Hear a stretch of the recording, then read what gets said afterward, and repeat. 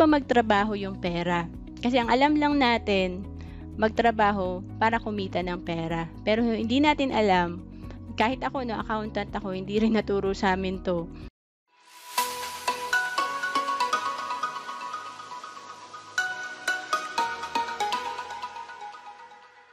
Hello everyone! I'm Roan Celis Capistrano of 1 Million Club.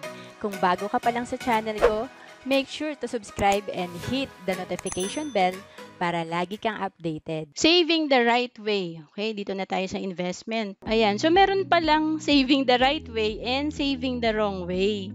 Ito yung maling formula. Okay, pagka-receive mo ng income, una nating iniisip, ano ba yung mga gagastusin ko? Iniisip mo agad yung mga bills mo. Diba? Bahala na kung may ma-save.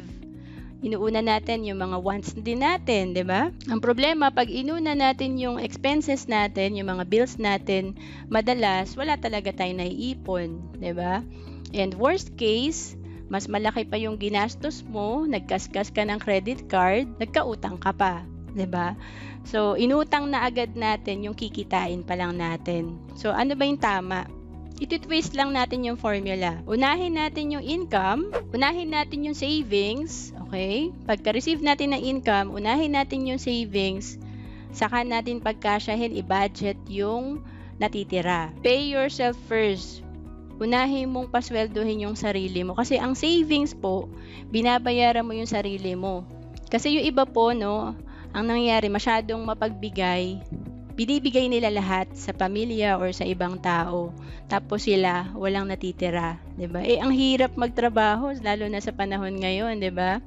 OFW ka man or dito ka sa Pilipinas nagtatrabaho, importante na may natatabi ka para sa sarili mo. Kasi wala namang ibang nag-iipon para sa'yo. Tandaan mo yan. Kasi dadating yung araw na pag wala ka nang maasahan, doon ka huhugot sa savings mo. Kasi ang hirap na umasa sa iba, lalo na pagdating sa pera. Yan yung tamang formula. Pasweldohin mo muna yung sarili mo kasi ikaw yung naghihirap kitain ng income mo. And the better saving formula is, pagka-receive na income, bawas mo muna yung tithes. So, 10% yan. And then savings, 20%. Yung 70%, yun yung pagkakasyahin mo sa needs mo and wants. Again, huli na yung wants. Kasi ang ginagawa ng iba, uunahin talaga yung gusto niya. Magmomall agad, diba? Ito, importante rin to kasi kung nagtatights ka, nawawala yung masyadong attached ka sa sa mga material things. Okay? Kasi nagiging generous ka. And babalik din talaga sa iyo 'yan kasi ako na-apply ko to since 2012. So, savings naman, hindi naman kailangang i-pressure natin yung sarili natin na 20% agad.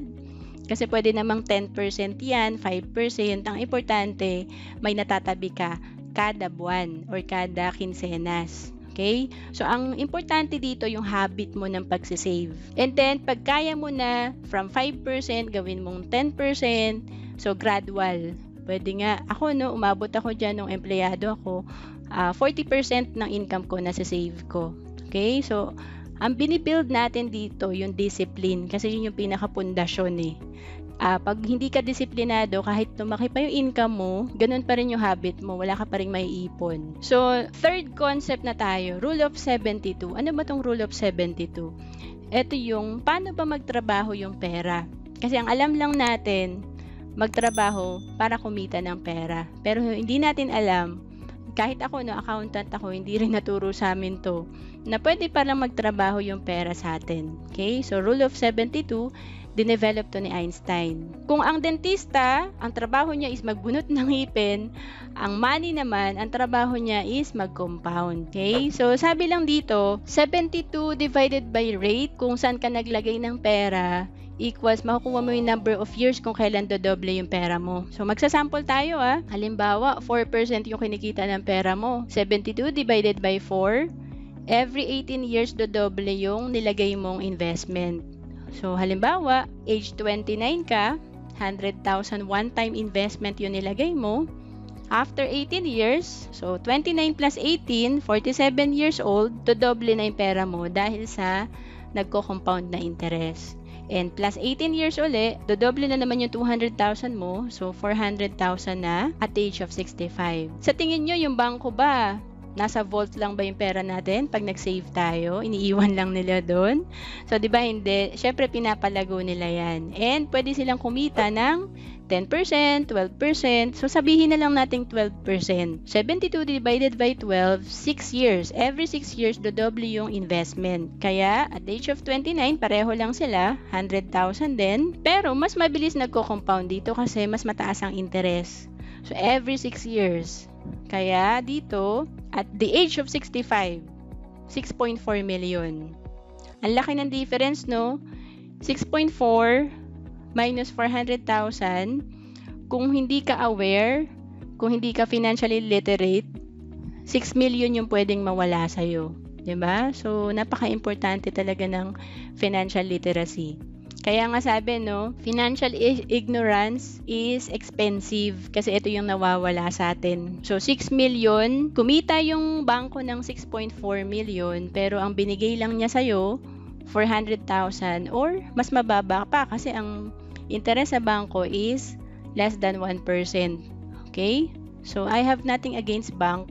Pero, dapat ang ilagay natin sa bangko yung talagang emergency fund natin, yung mga pang short term natin na fund. Pero kung pang retirement mo yan, matagal mo pang gagamitin, pwede mo siyang ilagay sa investment vehicle na magbibigay sa'yo ng mas mataas na interest. Hindi to product, yung binigay ko sa inyo, ano lang to, concept lang po to. Okay?